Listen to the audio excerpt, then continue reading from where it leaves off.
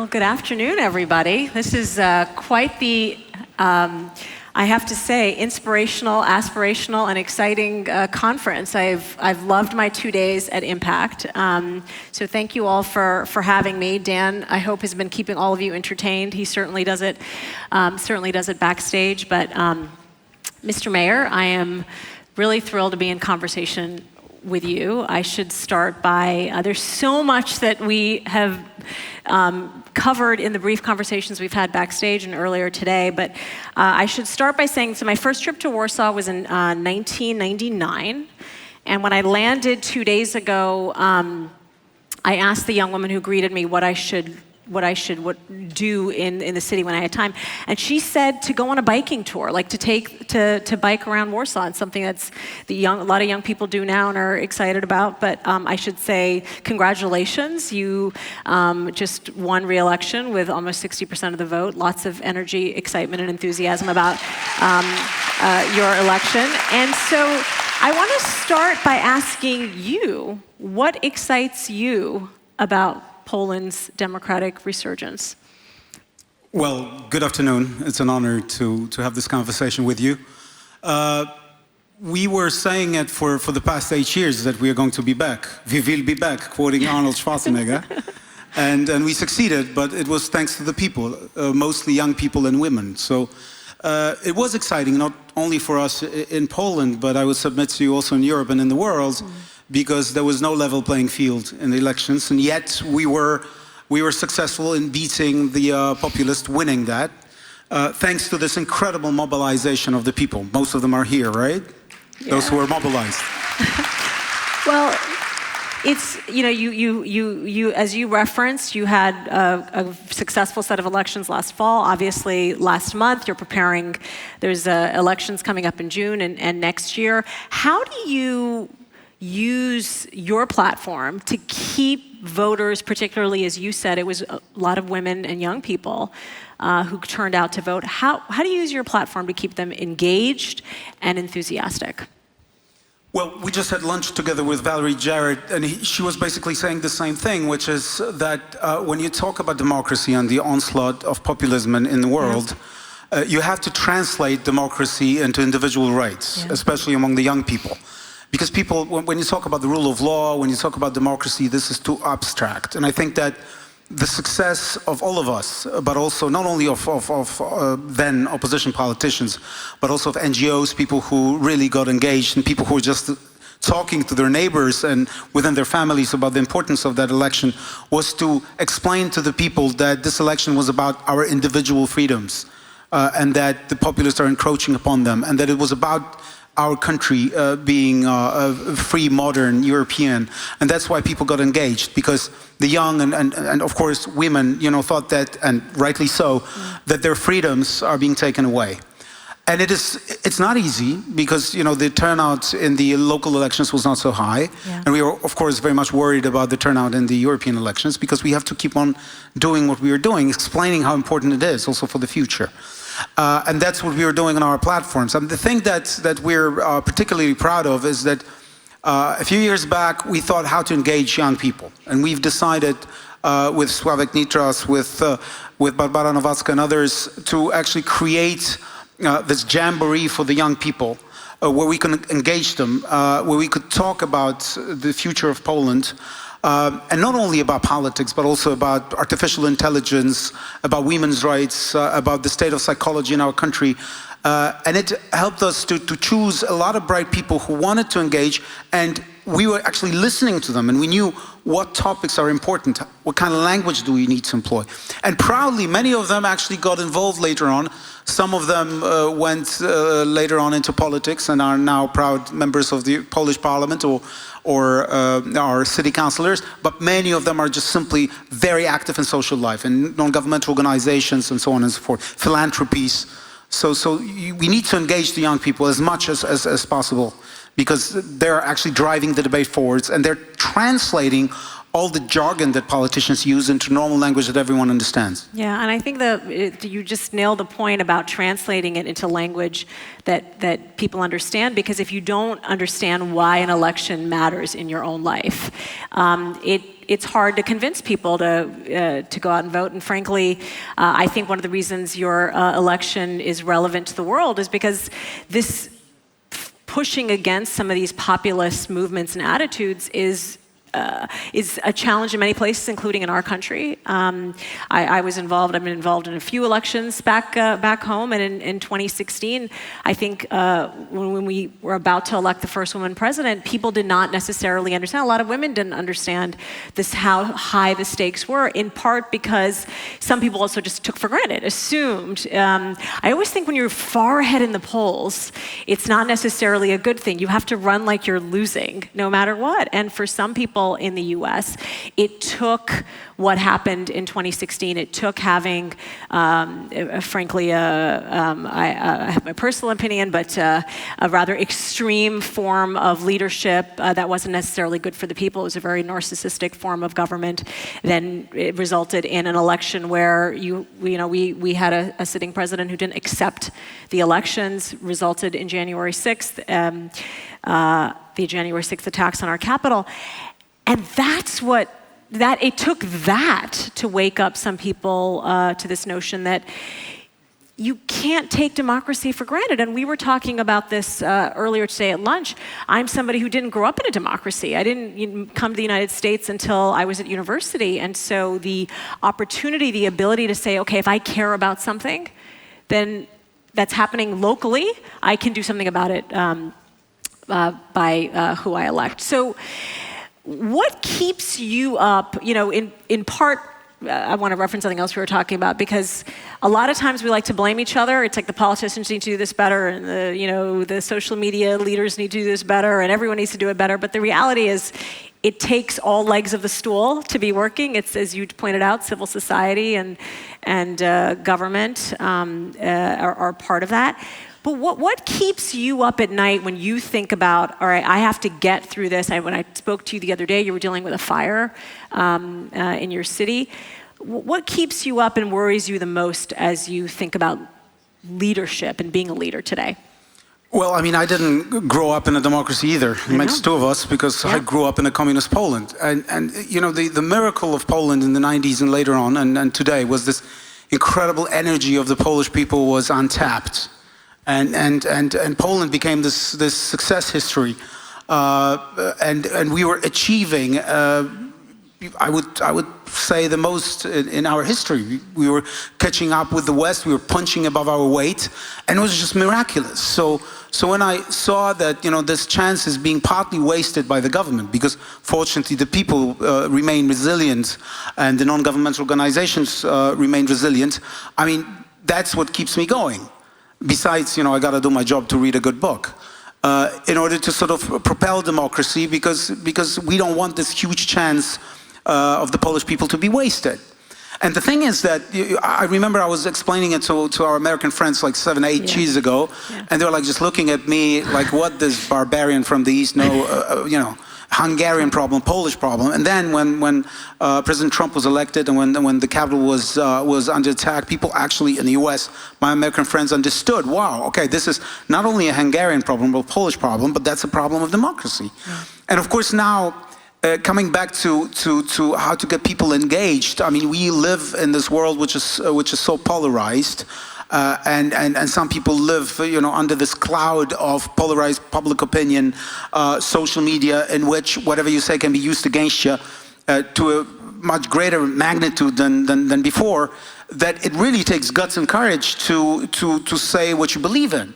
Because, I mean, if you talk about women's rights, if you talk about LGBTQ rights, if you talk about equality, if you talk about the right approach towards our historical heritage that we should be proud of, if you talk about the European Union, which sometimes people tend to think is boring, and how much you want to engage it, I mean, everything can be taken out of context and twisted and used against you. So it takes courage, because there are many politicians who just say, okay, I'm not going to touch it, it's too controversial.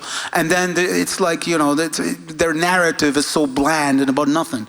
So fortunately, now we found this courage, And that's why we won the elections, because we were able to see the most important challenges and also to project that image that we really want to tackle them. And people were because of that mobilized. Of course, they were mobilized also because of what, and mostly because of what the previous government was doing. Yeah. But that's actually energizes us and gives us the power to go on. Well, you said something at lunch that really stayed with me, because this concept of courage and resilience, I think you need that to be not just in elected office anymore, just to be in public whether it's a business leader or an entrepreneur. There are so many young people. I've been struck just walking in the halls here, how many young men and women I have met who are entrepreneurs, business, in universities. And in the olden days, you could have somewhat of a private life. It's hard to do that today, at least it feels like that in the United States. We've talked about the role that social media has played in our democracy, in social and civil discourse.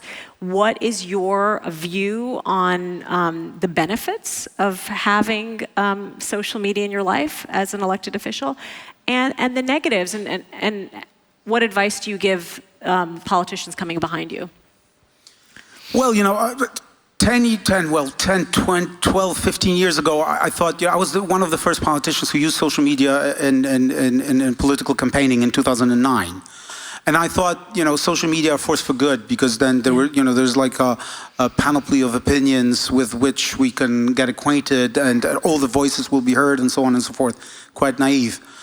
Now we are, of course, closed off in our bubbles, and we get fed the information that just reinforces our views and beliefs. So, of course, we can bemoan the fact that that's how the algorithm works, that we can bemoan the facts that, polarization sells, and so on. But at the end of the day, and I do bemoan the fact, but at the end of the day, the responsibility lies with us. Because if you're not going to be lazy, and we are not going just to follow, the algorithm, but we are going to open our eyes. And for example, if Amazon shows you the recommendations of the books, follow them, because that's probably something that interests you. But look further, and try to look at other opinions. Read some of the opinions that not necessarily are shown in your feed. Engage with people in real life, not only on social media. But that requires a lot of resilience, a lot of time, and you have to be aware how it all works. So instead of just criticizing how the world works, we need to teach our children and teach ourselves that whatever is fed to us is not necessarily the only opinion. That we should engage other people, and frankly, that's why I love being mayor. Because when you're a minister, or if you're a prime minister, it's more difficult because you're driven in a limousine, and that's normal, by the way, because you have to be protected. And if you are just a mayor, you just walk the streets of your city and you get engaged by all kinds of different people, which is so refreshing. So don't close your eyes, just don't follow the algorithm.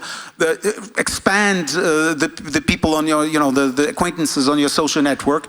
And most importantly, just move around and talk to people who are walking the streets of your city, not only engage on the media. There's nothing like being in conversation, I think, like this with somebody as opposed to online. When I wrote my memoir 2 years ago, I decided to title it, which confused some people, but the title of my memoir is Both and it is because that is how I was raised, is that you can be both and. I was both and. I was a product of immigrant parents, Indian father, Pakistani mother, grew up in Saudi Arabia, moved to the United States, and our whole life, and this is a gift my parents were able to give us, which is the gift of travel. And so every summer we were able to travel to different parts of the world, and my father in particular took pride in having conversations with people who had different perspectives. And it wasn't because he had doubt in his own belief and values. It was, I want to understand what it is to be in your shoes. And so his friends would say to him, why do you have these conversations in places where even angels fear to tread?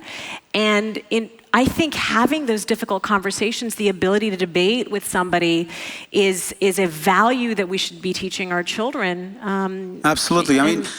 My father was a jazz musician, and according to him, I wasn't too talented. So, and of course, we couldn't travel. Like, I traveled for the first time when I was 16 to to West Berlin, and I was just, flabbergasted, and I was just trying to show a brave face that it doesn't, make any effect on me. But anyhow, so my father taught me just one thing, to just learn the languages. Yeah. Because then you will just learn different perspectives. You will think differently. And I think that was one of the best lessons of my life, and it turned out I was proud to prove to my father that I do have a musical ear after all.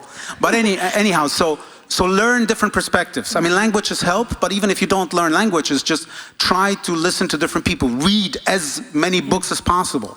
Try to expand your horizons. And that's, again, an antidote to the social media life we live.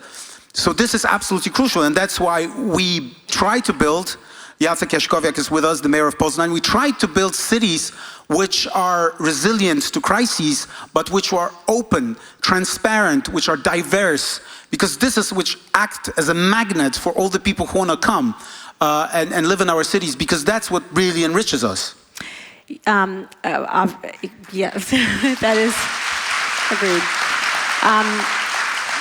Another issue you've shown some really bold leadership on is climate and green energy. And you're a member of the Global Covenant of Mayors for Climate and Energy, brought together in part by former mayor of New York City, my former mayor, Mike Bloomberg.